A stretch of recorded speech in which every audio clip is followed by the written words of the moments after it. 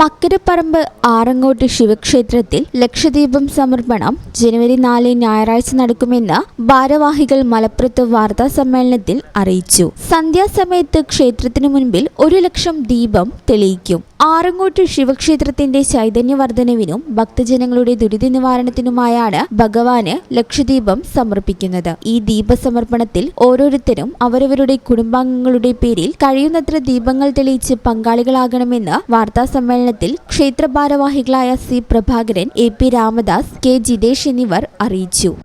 ഈ channel news Malappuram.